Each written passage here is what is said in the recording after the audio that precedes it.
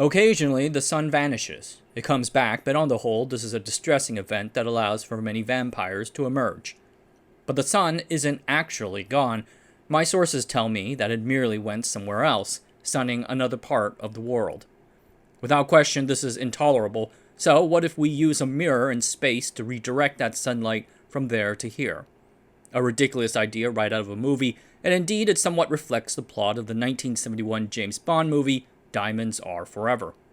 But it works, and in the 1990s the Russians actually did it. In today's video, I want to look at the solar space mirror idea and the experiment Znamya. The idea of using mirrors to reflect sunlight towards the Earth's surface has been around for a lot longer than you might at first think. The first semi-serious exploration of the concept was in the 1920s by a Romanian-born German rocket scientist pioneer named Hermann Oberth.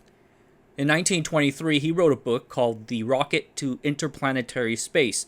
In it, he conceptualized a grid network of mirrors for focusing light on parts of the planet, particularly for weather engineering. For instance, he said that the light can be used to melt icebergs to open up the Arctic shipping lanes. Don't need to do that anymore. Or illuminating cities during the night, or preventing disasters. He wrote that solar reflectors could have prevented the Titanic tragedy because it would have let the crow's nest sighters spot the nefarious iceberg in time, though I feel like less drastic solutions could have been more helpful for that. He proposed a metallic sodium mirror about 5 micrometers thick. Such sodium is quite reflective and more environmentally benign if it falls out of orbit. To save on resources, he casually also proposed that the raw materials be mined out of the moon. The idea was later modified for military purposes, creating rather bombastic proposals like the Nazi sun gun, a space station with a 3.5 square mile light focusing mirror orbiting 5,100 miles above the Earth. Crazy idea. The idea went dark for a while, but received renewed attention in the late 1960s and late 1970s. In 1968, Arthur Buckingham and Harold Watson of the Westinghouse Defense and Space Center explored the concept in a paper. With these solar mirror proposals, you have to select variables. How many mirrors you want, how big those mirrors need to be, how high up are you going to deploy them, and what level of illumination do you want. These are interrelated. For instance, you could put one 250-foot wide reflector about 22,400 miles above the Earth. At that orbit, the satellite would be geostationary, fixed to a single position on the Earth. This setup can illuminate a spot about 208 miles wide with an illumination at about 0.01 lux, which is about as bright as a quarter moon. This came out during the Vietnam War, and several private companies investigated it for use during the war, presumably to light up the jungles of Vietnam. However, the idea was eventually canned as American participation was then coming to a close. The idea received significantly more study in the 1970s. Throughout the 1970s, Dr. Kraft Erich, a famed German rocket engineer, proposed a series of space mirror ideas for several contexts ranging from agriculture, which he called agrisoletta, to nighttime illumination, which he called lunetta. The power generation idea, branded Power Soletta, was probably the most economically feasible. The system involved a constellation of satellites orbiting around the Earth at medium Earth orbit, about 2,600 miles above the ground. It would reflect light down to a 1,200 square kilometer solar power site in Europe or other areas in the world. Even during the day, the mirrors can strengthen the intensity of the sunlight, boosting their generative power.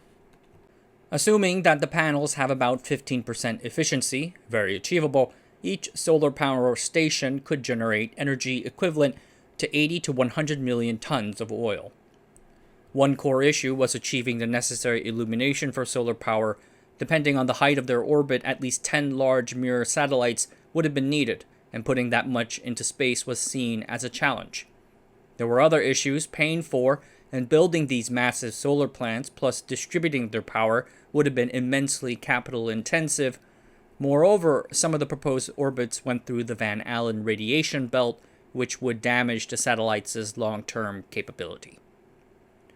Then, in the early 1980s, NASA Ames Research Center proposed the Solaris system. Early Solaris plans explored putting nearly 1,000 1-kilometer mirror satellites in orbit about 500 miles above the Earth to fuel massive 210-gigawatt power stations. A single such plant could have fueled the needs of the whole United States in 1981. This was seen as rather ambitious. Ames terminated the study in 1979, merging their work with that of a similar study at the Langley Research Center, or LARC, in Virginia. LARC commissioned a company, the Astro Research Corporation, to draw up the idea in more detail. This eventually led to a 1982 study by John Kennedy Jr. and John Allen Jr. that downscaled the old proposal. Instead, they found it more economically feasible to create a constellation of 16 1-kilometer wide mirror satellites in geosynchronous orbit. Each satellite would be stuffed in an 11,000-kilogram package for launch via the space shuttle.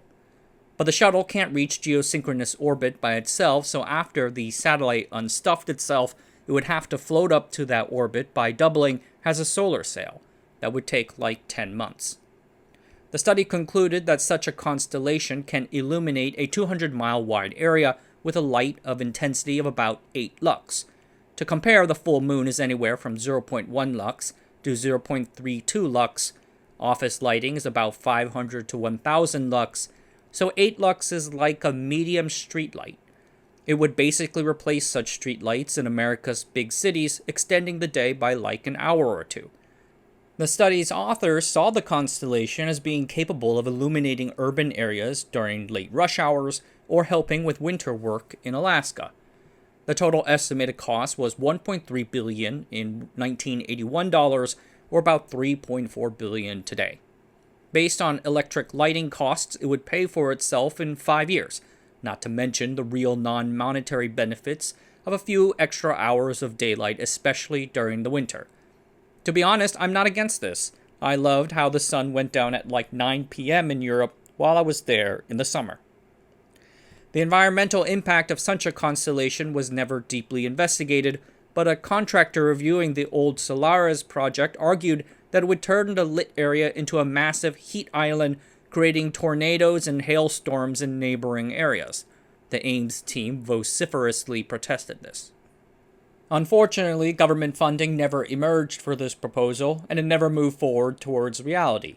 Proposals in other countries met the same fate, except in one. The Soviets have long been interested in technological solutions to improve productivity. One area of focus was the Russian north. The land is known for its harsh weather. During the summer, the days are very long, but during the winter, the sun might be out for as little as a few hours. Thus, the idea of solar reflectors to light up the night. It would improve people's moods and allow farming and other economically productive activities. The idea came across the table of Vladimir Siromyatnikov, nicknamed the Big Cheese, a pioneering engineer in the Soviet space program. In the 1970s, he designed docking systems for manned spacecraft, and his system linked the American Apollo and Soviet Soyuz space capsules during the famous 1975 joint mission. An updated version was used in the Mir space station, and is still used for the International Space Station. Vladimir long wanted to build interplanetary solar sails to ride to the stars on radiation pressure, just like how sails ride the wind. But after the Soviet collapse, it was harder to get such an idea off the ground. So Vladimir seized on the space mirror idea. He pitched a space illumination system to several Russian state-owned companies, arguing that it would pay itself off within 2 to 3 years, if only by saving millions of tons of oil during the night. A natural gas exploration company thought it worth funding. They worked in the Yamburg gas field in the Arctic, the world's third largest, so the promise of more consistent lighting during the winter was tempting. With their support and others, Vladimir set up a consortium called Space Regatta. With about $10 million, or about $21 million today, they constructed an 88-pound satellite with a 65-foot sheet coated with a reflective coat of mylar or aluminium. It was called Znamya, or Banner. The first variant never intended to fly, so this was the second, Znamya 2. The mission was to test the space mirror's controllability and feasibility. The satellite would be carried up to the Mir station by an unmanned cargo robot spacecraft, part of a series named Progress, during a resupply mission in October 1992. After the robot spacecraft detaches from Mir, it would help unfurl the Mir banner and use it to reflect sunlight to the surface. Znamya attracted substantial criticism, particularly from environmentalists. One professor at Britain's University of Strathclyde, Gareth Jones, called it a harebrained science fiction thought up by a bunch of crazy scientists. He compared it to the Russian mega project to redirect water to the desert, saying that it would devastate the ecosystem, melt the polar ice caps, and disrupt the mating patterns of birds such that the chicks would be born in the middle of winter and die. When asked about environmental concerns, Vladimir said that it was, quote, completely harmless ecologically, end quote. Nevertheless, he apparently shortened the length of the experiment and the strength of the light beam to accommodate these concerns. Znamya's first test occurred in February 4, 1993. It went off without a hitch. The Progress spacecraft unfurled the mirror, spinning around like a daisy wheel, and it reflected a 2-mile-wide bright spot across Western Europe, moving at about 5 miles per second. It moved from southern France to Switzerland to Munich to Prague to then Belarus in about 8 minutes. People on the ground in the city of Toulouse in France at about 6:20 a.m. local prior to the sunrise said they saw a flashing light like a pulse from a star. A German weatherman saw the light shaft and said, quote, it was very bright and passed very quickly, end quote. Unfortunately, heavy cloud cover muffled the illumination. A ground station in Germany observed the reflected light to be equivalent to that of a single moon, though the Russians claimed it to be about 2 to 3 full moons. After finishing its mission, the satellite, with its banner, self-destructed via atmospheric re-entry as normal. Inside the flight control center, the mood was jubilant. Someone was recorded saying, "This is not Znamya, this is Phaethon's chariot." Probably not the best reference. In Greek mythology, Phaethon was the illegitimate son of Helios, the god personification of the sun. Phaethon asked if he could ride his pop's chariot. He grabs the reins, but cannot control the chariot, wreaking havoc on the earth. In the end, Zeus had to strike him dead with a lightning bolt. Vladimir hoped that the 1993 mission's success could help him raise money for a new mission. He told the Moscow Times, "The conditions in 1993 were not ideal, but despite the clouds, we proved that it is possible to imitate the moon and provide sunlight in the middle of the night." Further missions were planned, Znamya 2.5 and 3. The 2.5 mission would put another 80-foot wide foil mirror into space. This time, the mirror would stay up there for 24 hours, revolving around the Earth 16 times and shining light on cities from Canada to Kazakhstan. Shortly before the test, Vladimir told reporters, "Our mirror will look like the brightest star in the sky. You won't be able to look at it without squinting your eyes." Again, there were environmental concerns. The International Astronautical Union sent letters arguing that the mirror would generate light pollution that hurt, quote, astronautical observations, end quote. They added that the night sky should be preserved as a heritage to all humanity. And it was a difficult time for Russia financially, causing several postponements. They barely had money to send up essential supplies, let alone a mirror. But the rocket went up in November 1998. The test would be run a few months later in February 1999 after the unmanned supply ship undocked from the Mir space station. Observers in the Mir, as reported by the BBC, saw what happened next. The Znamya mirror was stored in 8 drums on the Progress spacecraft's circumference. After undocking, the Progress would need to fly about 100 meters away from the Mir and then spin to unfurl the mirror. So they sent the automated command to the Progress to fire its thrusters and spin. But right then they allowed another command be sent to the spacecraft to deploy a communications antenna normally used for docking maneuvers. That should not have happened, and the deployed antenna entangled and tore apart the 7 micrometer thin foil mirror. It could not be saved. The controllers down on Earth could do nothing but send the Progress and its torn mirror down into the Earth's atmosphere to burn. It was a horrible loss. Znamya 2 cost $10 million and would have been only the start of a series of increasingly expensive missions that Vladimir wanted to do. Znamya 3's mirror, scheduled for launch in 2000, would have been 220 feet wide, necessitating significant, expensive changes to the Progress spacecraft. Funding could not be secured for this next stage. After this failure, Vladimir wrote his memoirs, tried to develop solar sail technologies, and designed docking systems. He worked hard into his old age, passing away in 2006 at the age of 73, widely acknowledged as one of the great Soviet space scientists of his time.